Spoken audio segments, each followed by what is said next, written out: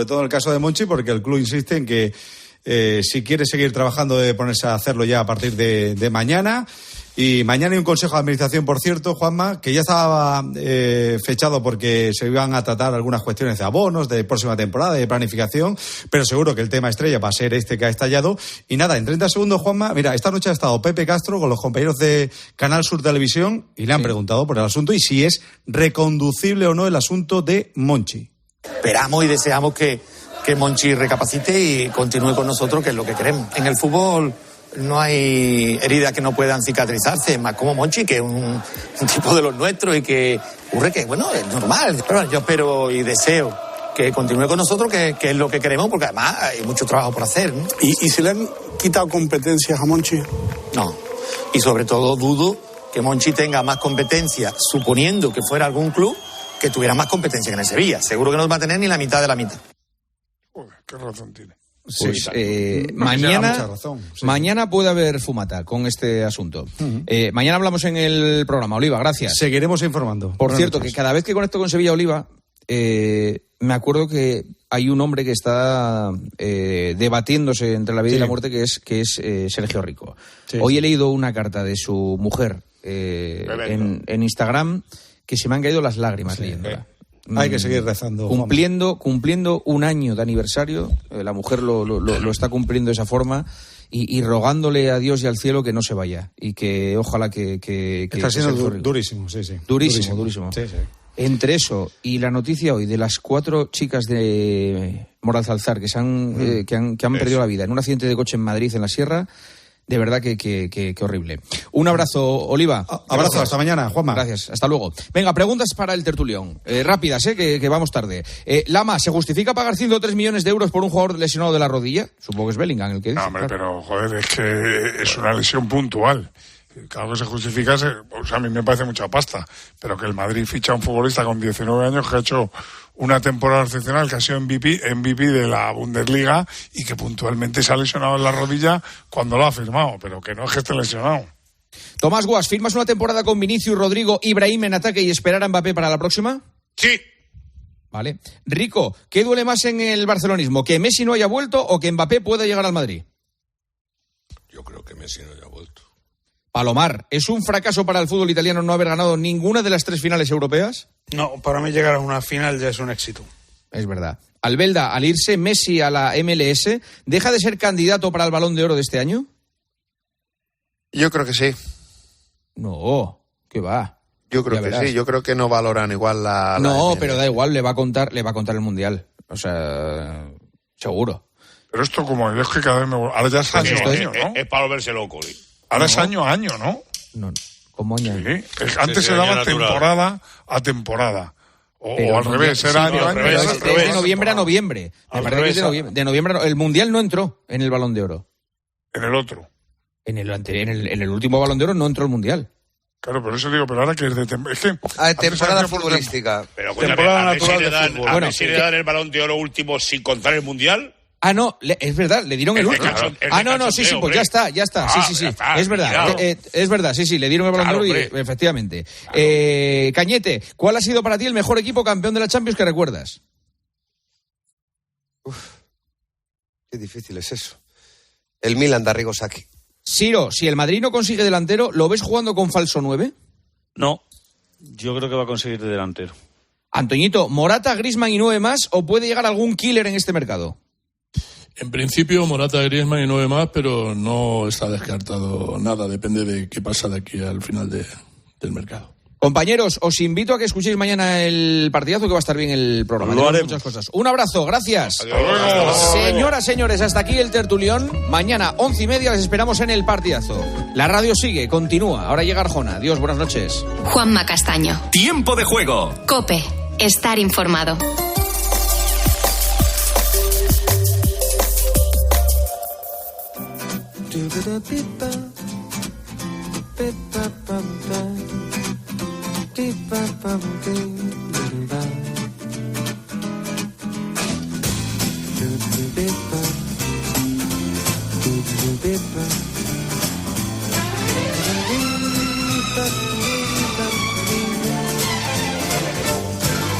Hola, buenas noches. Bienvenidos a este tiempo de radio que nos llevará hasta las 4:03 en Canarias y que abre la semana que va desde el 12 al 18 de junio.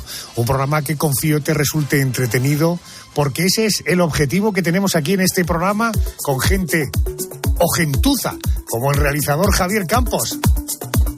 Vale, Campos, que va a reventar eso. También, naturalmente, con la dama oscura del programa, Mónica García, que nos anticipa la crónica negra. Mónica, muy buenas noches. Hola, Adolfo, buenas noches. Pues abrimos hoy un expediente apasionante, muy cinematográfico, La fuga de Alcatraz. Alcatraz ofrece las máximas garantías de seguridad. Es una prisión invulnerable. No pretendemos formar buenos ciudadanos, pero sí buenos reclusos. Bueno, se acaban de cumplir 61 años de aquella fuga el 11 de junio de 1962.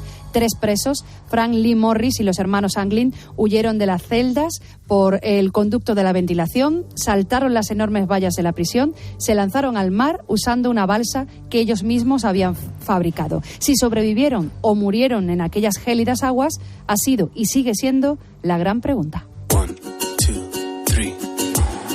Después de la crónica negra, el boletín de las 2, una en Canarias, y luego nuestro especial. Carmen Cerván es quien nos adelanta su contenido. Buenas noches. Hola, Adolfo, buenas noches. En el poder y en la enfermedad, ¿cómo condicionó su estado de salud a Kennedy, a Nixon, al francés Mitterrand? ¿Cómo fueron los últimos días de Franco? ¿O cuál es el estado de salud del rey emérito? ¿Cómo se encuentra, señor? Pues yo le veo fenomenal. Salimos un momentito, gracias. Vamos a salir un momentito. ¿Cómo afronta la operación? Es matarme y ponerme un pino en la tripa todos los días en la prensa. Eso es lo que hace esa prensa. Eso era don Juan Carlos en el año 2011, muy molesto por las informaciones que se estaban publicando sobre su supuesto mal estado de salud. De todo eso vamos a hablar hoy. El que se hace las preguntas en este programa es Pedro González, que nos anticipa lo que será contenido del mismo en el boletín, o después del boletín de las 3:02 en Canarias, el porqué de las cosas. Pedro González, muy buenas noches. Buenas noches, Adolfo. Sabemos que los diamantes son muy duros, que son muy bonitos y también son muy caros. Y también hemos escuchado hasta canciones que dicen que un diamante es para siempre. Esta noche vamos a saber por qué. Y además averiguaremos qué pasaría si toda el agua del mar se volviese dulce. ¿Qué destacas de lo que han dicho los oyentes? Pues, por ejemplo, dice Antonio Puro en Facebook, dice que le encanta el programa, que nos escucha muchas noches y ya te ha puesto cara, dice, al verte por la tele. Muy bien, fenomenal. Pues hemos roto la magia. Es una pena, porque una de las cosas bonitas que tiene la radio es precisamente eso, ¿no? Correcto. Que no hace justicia realmente sí, ha dicho, te ha puesto, este físico impresionante. Ha dicho te ha puesto cara, no ha dicho le he puesto cara y me ha dado asco. No, eso no. Mala cara. Vale. ¿Tenemos un audio? Sí, un audio de una oyente, se llama Miriam, que está obligada, a veces dice, a escucharnos en podcast. Ahora te vas a enterar por qué. Hola, me llamo Miriam y me encanta vuestro programa. Es decir que es mi momento de desconexión y que a veces me quedo dormida porque soy mamá y tengo mucha tarea, pero no tengo problema alguno porque os escucho en el podcast. Así que nada, enhorabuena Arjona y equipo. Qué bueno, lo del podcast se va imponiendo. Un beso muy fuerte, Miriam, buenas noches, y un beso para el pequeño.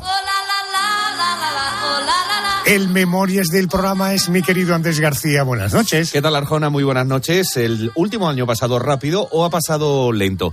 Mira, 17 de junio de 2022, es decir, una semana como esta, imputaban a Mónica Oltra. Seguro que a los oyentes les suena, vicepresidenta y consejera de Igualdad y Políticas Inclusivas de la Generalitat Valenciana. Bueno, pues imputada por encubrir supuestamente a su exmarido en el caso de abusos a una menor tutelada en el año 2016. Bueno, el encubrimiento sería el de ella. El marrano del marido, sí que ha tenido ya una sentencia y está cumpliendo pena como corresponde a un marrano de esa categoría. Todo esto es el contenido del programa esta noche, pero antes... Yolanda Guirado, buenas noches. Buenas noches, Adolfo. Diga, a ver si te pillo. ¿Qué famosete, famoseta o famosete o famositi tenemos esta noche? Pues mira, esta noche nos va a acompañar una mujer que acaba de escribir sus memorias, la diseñadora Ágata Ruiz de la Prada. Es mi edad para escribir las memorias, porque no las voy a escribir con 80, que ya no me acordaré ni de dónde tengo la mano izquierda. ¿De cuántas maneras se pueden escribir las memorias? Bueno, pues eso, ella entrevista dura esta noche, ¿eh? Oye, Adolfo, sí. Tú le vas a preguntar si Pedro J., su ex, ha leído el libro. No te quepa la menor duda, con toda seguridad. Yolanda, perdona, decías. No, decía que además, precisamente eso que preguntaba Carmen, también habla en el libro, habla de su matrimonio con el periodista Pedro J. Ramírez, el padre de sus 2 hijos, y solamente por avanzar, Adolfo, lo llama El Innombrable. Ahí lo dejo. Bueno, luego le preguntaré a ver si sabe si lo ha leído. ¿Quién nos contará hoy su canción o la canción de su vida? Pues vamos a mirar al norte, vamos a mirar a una tierra de vinos. Nos acompaña nuestro compañero, el jefe de informativos de COPE La Rioja. Nos acompaña Álvaro de los Ríos. Él es amante de los deportes náuticos y nos va a demostrar que también le gusta la buena música. Nos va a contar cuál es la canción de su vida. Arrancamos, como siempre, con la Crónica Negra. Esta es una semana que en la historia de la Crónica Negra se escribió un escalofriante suceso.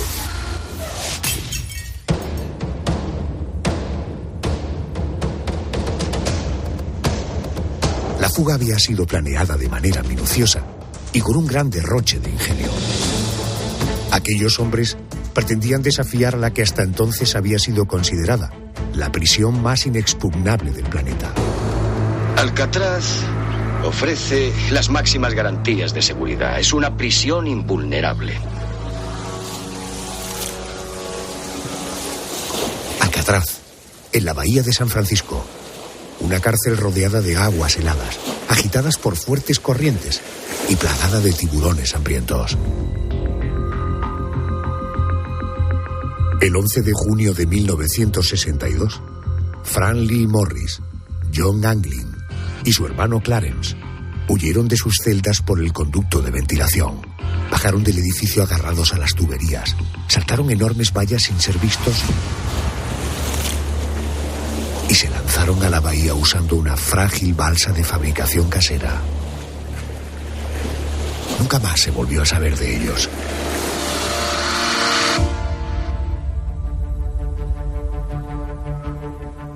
El FBI rastreó la prisión y la bahía y solo encontraron los despojos de una mochila con efectos personales de los hermanos Anglin.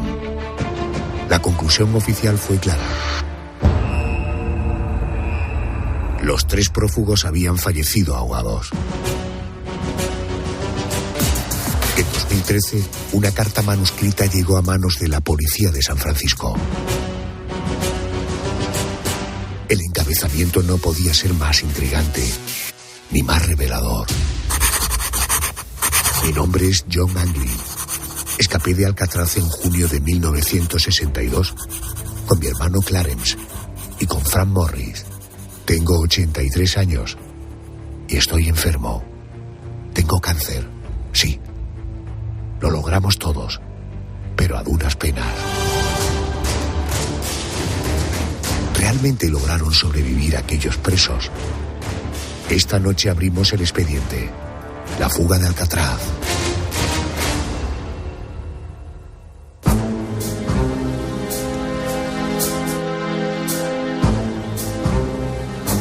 Ayer mismo se cumplieron 61 años de una de las fugas más famosas de la historia. Y hoy aquí en la noche de Arjona queremos abrir un expediente. Un expediente en torno al cual siguen habiendo demasiadas dudas, demasiadas cuestiones sin resolver. Fernando Gómez es autor del libro El mundo a través de sus cárceles, de la editorial Luciérnaga. A ver si él nos ayuda a entender un poco más esta historia. Fernando, buenas noches. Hola, muy buenas noches, Adolfo. Buenas noches, bienvenido a la cadena COPE, muchas gracias. Pues aquí estoy no va a dar luz, porque este asunto no se va a dar luz nunca, o sea, es un tema casi cerrado, pero podemos hacer un poco el estudio de lo que yo puedo interpretar lo que pasó o lo que dejó de pasar. 3 individuos, Frank Lee Morris, los hermanos Clarence y John Anglin. El cerebro de esta fuga, Frank Lee Morris. ¿Cuál era el plan y cómo comenzó a ejecutarse?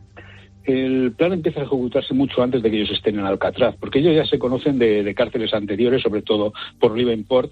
Entonces allí habían estado los 3, ya habían tenían amistad entre ellos. Ya Morris había tenido una fuga en Atlanta, si no recuerdo mal, en Atlanta. Tardaron unos años en cogerlo, lo volvieron a llevar a las cárceles, pero ellos son trasladados juntos a la prisión de Alcatraz, a esa prisión que era inexpugnable, que no se podía escapar, que es una prisión típica, la típica prisión que nosotros recordamos del Conde de Montecristo, rodeada de agua, que no se puede escapar, o como puede pasar en Port Arthur o en la Isla del Diablo. Hay tantas en el mismo estilo que lo que es la naturaleza no permite la huida, y entonces, curiosamente, los 3 van a celdas contiguas. A ver si les cambian de Liverpool, que era una cárcel de seguridad, a otra de más seguridad, pues al menos lo que tenían que haber hecho es separarlos si tenían tanto tipo de control. O sea, no, fueron juntos los tres. Entonces estaban allí y a partir de entonces el cerebro, Frank Morris, que era el más inteligente de los tres, o la persona con coeficiente intelectual más alto, es el que empieza, por la casualidad de ver debajo del fregadero que hay un respiradero por el que entra el aire. Entonces, a partir de descubrir eso, pues es cuando empiezan a trabajar en quitar la reja y intentar hacer más grande el conducto para poderse escapar de allí.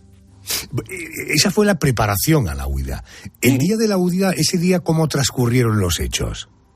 Los hechos, ellos están durante 6 meses preparándolo. Ellos llevan una vida normal, nadie sabe que están allí. Ellos han preparado unas cabezas en las cuales están hechas con papel maché a imitación suya. El pelo que han cogido, cuando se lo cortan, pues lo van guardando y lo van poniendo en esas cabezas y las ponen rellenadas las ponen tapadas dentro de la cama para que cuando pasen los servicios de vigilancia descubran que hay una persona allí y que sean ellos.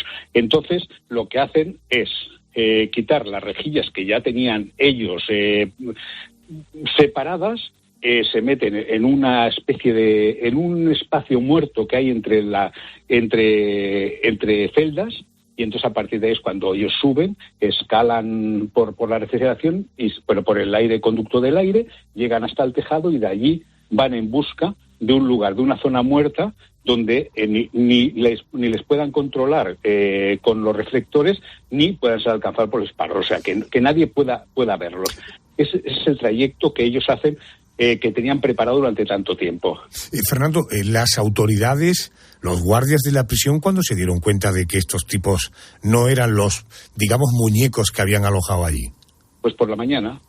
Ellos están toda la noche, desde las 8 y pico que hacen la última revisión, que pasan a vigilar, hasta el día siguiente, a primera hora de la mañana, en que abren, ya ven algo extraño. Entonces uno de los guardias se acerca a la cama, le da un golpe a la cabeza como para que se despierte y ve que se la ha arrancado y piensa que le ha matado a la persona y no descubre que es un muñeco. Entonces en ese momento es cuando se disparan las alarmas. Pero ellos han tenido pues desde aproximadamente las 11 de la noche, que es cuando se supone, 10:30, 11, que ellos alcanzan con el bote que se han hecho, alcanzan las aguas del Pacífico, con un destino que todavía existe muchas dudas, si es hacia el norte, hacia la isla de Los Ángeles, o es hacia el sur, a lo que es la ciudad de San Francisco. Entonces ahí es cuando ya se ponen todos los dispositivos en esa búsqueda, que resulta infructuosa si no es por los pequeños detalles que van encontrando a medida de que van pasando los días. La versión oficial fue que los 3 prófugos habían muerto ahogados en las aguas heladas de la bahía de San Francisco. En 2013 la policía recibió una carta manuscrita que decía lo siguiente: Mi nombre es John Anglin. Escapé de Alcatraz en junio de 1962 con mi hermano Clarence y Frank Morris. Tengo 83 años y estoy enfermo. Tengo cáncer. Sí, lo logramos todos, pero a duras penas. Bueno, la carta indicaba que Frank murió en 2008, que Clarence en 2011... Fernando, ¿qué relataba esta carta, este escrito sobre la vida de los 3 supuestos supervivientes tras la fuga de Alcatraz? Y 2, ¿las autoridades dieron credibilidad a esa carta? No, ninguna credibilidad. La intentaron cotejar con la documentación que tenían de ellos, no le dan ninguna credibilidad, porque ese tipo de cartas aparecen en toda clase de estas situaciones. Cuando alguien desaparece, siempre aparece alguna nota en la cual indica que estoy vivo y se ha dado siempre. Entonces, no hay que darle mayor credibilidad a una persona, porque estamos hablando del año 62 hasta el 2013, pasan muchísimos años, son 51 años, o sea, una persona que haya 51 años para que después a los 82, 83 quiera coger una relativa popularidad para decir que está vivo, para nada, porque es que además no consigue nada. No contó nada de lo que hicieron una vez que se fugaron, ¿no? No, eso está totalmente vacío. Se habla de que está una temporada en Seattle, o bastantes años en Seattle, pero también que ha estado una temporada en Dakota del Norte. Son las únicas cosas que indican esa carta, pero sin decir, porque es que el gran problema que tiene esta huida es la infraestructura posterior, ya no la escapar. De cualquier sitio hoy se puede escapar una persona, pero es un poco crear la infraestructura de qué ocurre después, cuando te has escapado, cuando has conseguido tu objetivo, que en este caso bien podía ser lo que decía yo antes, la isla de Los Ángeles, o simplemente San Francisco, que está a un par de millas más cercana que Los Ángeles. ¿Pero qué haces allí? ¿Qué infraestructura tienes para sin que exista un robo? Porque según el cuarto de los personajes, porque hay una cuarta persona involucrada dentro de esa fuga, pero que no consigue huir. Esta persona dice que van a robar, que tienen que robar la ropa, van a robar coches y a partir de entonces pues intentarán escaparse. O sea, no tienen nadie detrás. Si me dices, sí, está alguien de la familia, hay alguna organización que dice, bueno, vamos a hacer un camino por el cual vais a seguir y os vamos a dar cobijo durante un tiempo en una casa, después cuando se pase todo iremos, pero es que no había nada, y después con otro dato importante, que es que tanto documentos aparecen en el Golden Gate, otra serie de cosas de la barca aparecen muy cerca de San Francisco, otras cosas han quedado muy cerca de Alcatraz y otras en la isla de Los Ángeles. O sea, está muy dividido todo como si realmente hubieran muerto. O lo tenían muy preparado, o la noche también era muy fría. La noche 12 grados, el agua estaba a 12 grados. El agua a 12 grados, si no llevas una equipación apropiada, pues acabas con hidrotermia. Y también las corrientes marinas, no es que fueran excesivas, pero eran de 13 kilómetros por hora. Esos son los últimos datos que se han conseguido. Entonces, tenían muchos elementos en contra de que pudieran salir vivos de esta escapada. Que sí, románticamente es lo bonito. Lo bonito es un poco el enfrentarte a la sociedad, el enfrentarte al que te ha hecho algo, y entonces, pues un poco es divinizar al delincuente. Entiendo. Nosotros seguimos en Alcatraz. Si quieres viajar a través de las cárceles, el mundo a través de sus cárceles, de Editorial Luciérnaga, es un libro que firma Fernando Gómez. Fernando, gracias por atenderme. Buenas noches. ¿Me dejas un segundito? ¿Cómo no? Pues simplemente decirlo, la mentira que se ha contado de que que Alcatraz se cerró por culpa de que se escaparon estos 3 presos. Alcatraz se cierra por Robert Kennedy, que en el año siguiente dice que hay que cerrarla, pero por los costes, porque el mantener a un preso en Alcatraz costaba $10 por día, mientras que en Atlanta, que era la siguiente en precio, pagaban simplemente 3 el Estado. Entonces había una diferencia abismal, y después todas las reparaciones que tenían que hacer por culpa de expropiarse por culpa de la sal del agua. Sí, la propia ubicación de la cárcel. Fernando, un abrazo, gracias. Un abrazo, Adolfo. Alcatraz no se parece a ninguna otra prisión de los Estados Unidos. Aquí, cada preso está encerrado solo, en una celda individual. No se permite tener periódicos ni revistas que traigan noticias del exterior. Tu conocimiento de lo que ocurra fuera de aquí se limitará a lo que te contemos. ¿Cómo era la prisión de Alcatraz para ser tan inexpugnable? Vamos a traspasar sus muros con la ayuda de Ángel Montero Lama, periodista, escritor, autor de Alcatraz, la prisión perfecta, de Editorial Poe Books. Querido Ángel, buenas noches. Hola, buenas noches, Adolfo. Montero Lama, Lama de los Lama de Cabra. De los Lamas de Cabra, esos mismos. ¿Eres pariente? Soy pariente. Manolo Lama es primo hermano mío. Sí. Ah, qué bueno, qué suerte tiene Manolo Lama. Bueno, Ángel, hoy es Alcatraz, uno de los grandes atractivos turísticos de la ciudad de San Francisco, una prisión que en su tiempo fue considerada casi perfecta, porque ¿cómo era Alcatraz? ¿Qué la diferenciaba de otras prisiones más allá de su ubicación? Bueno, básicamente, primero hay que decir que lo que se intentó hacer con Alcatraz era crear un símbolo, ¿no? Un paradigma para enfrentarse a los más malvados de los malvados, por decirlo así. Y el hecho es que desde Alcatraz no acudía un delincuente que lo detuvieran o lo juzgaran un mes antes. Había que pasar primero por una cárcel, portarse muy mal y de ahí ir a Alcatraz. Por lo tanto, era un penal que estaba diseñado para meter el miedo en el cuerpo a los más malos, pero a los que ya estaban en otras cárceles. Entonces, digamos, el panorama que se encontraba ese recluso que estaba en otra cárcel, si se portaba mal, es que le iban a llevar a una isla que estaba en mitad de la bahía de San Francisco, que tenía fama de ser muy dura porque era un penal desde principios del siglo XX, primero militar, y en el año 34 ya lo diseñan como prisión federal. Luego nos encontramos con una cierta leyenda de que está rodeado de tiburones. Realmente no hay tiburones, digamos, de estos que se cargan a la gente. Hay unos tiburones que se alimentan de plancton, pero también al crear ese mito eso ayudó, ¿no? Corrientes continuas, el agua muy fría y 6 torres de vigilancia que lo hacen prácticamente inexpugnable. O sea, ¿no? La ubicación era un elemento trascendental. Fundamental. Oye, una pregunta. ¿Tuvo inquilinos Alcatraz conocidos y reconocidos? Bueno, el inquilino más famoso de todos fue Al Capone, ¿no? Que se pasó 4 años allí. Y luego hubo varios muy famosos. Hubo uno incluso que murió en España, Alvin Karpis, que era el famoso enemigo público número 1 de la banda de Ma Bakers. Este hombre, que cuando salió de Alcatraz, que fue el recluso que más tiempo estuvo 26 años, vino a España, se ubicó en Torremolinos, y allí en el Paseo de la Caracola estuvo viviendo 6 años, hasta que murió en el año 79. Fíjate que estuvo enterrado allí en el cementerio de San Miguel. En Torremolinos, en la provincia de Málaga. Bueno, ayer se cumplieron 61 años de esta fuga, probablemente una de las más famosas de la historia. ¿La disciplina en esta cárcel era particularmente dura o era una cárcel de hace 61 años como otra y que el problema que tenía básicamente era que era una cárcel casi inexpugnable? Vamos a ver, la disciplina había una gran disciplina. La clave de Alcatraz era, como antes comentábamos, el crear el mito alrededor de una prisión. Pero luego tenía una serie de elementos que hacían insoportable para el recluso la vida allí. Por ejemplo, y el más grave de todos, el silencio. Había una ley de silencio que del año 34, desde el día 1 de enero, que se inaugura como penal federal, hasta el año 36 que se revoca, y los presos no podían hablar nunca.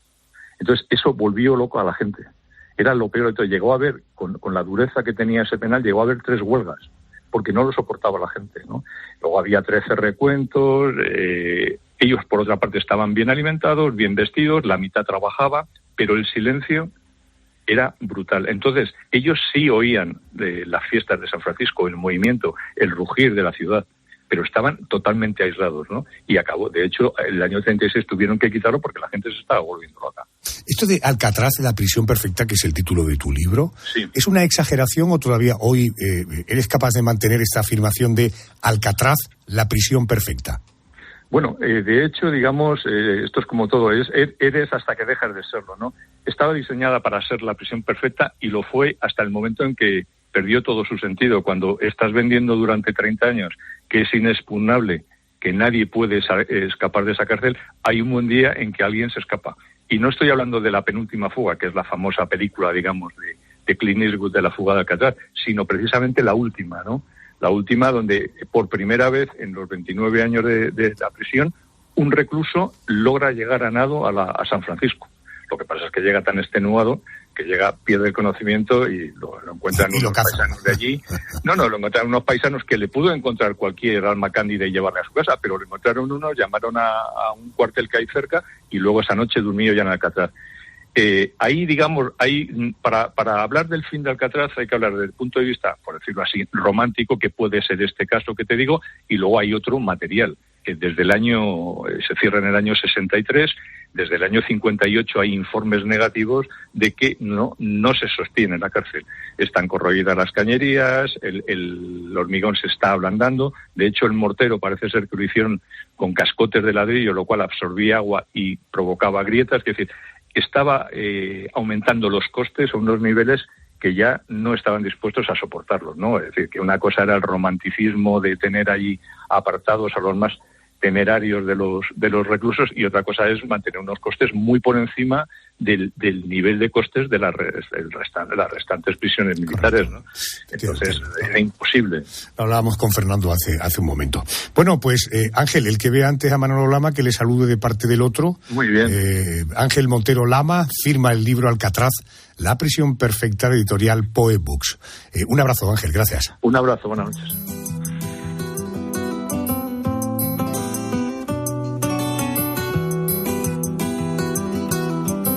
La prisión de Alcatraz, ese mito. Vamos al boletín de las 2, una en Canarias, y después el especial de esta noche. En el poder y en la enfermedad. Grandes líderes mundiales acarreando enormes enfermedades. ¿Esas enfermedades llegaron a condicionar su manera de gestionar? Después del boletín de las 2, una en Canarias, te lo cuento todo.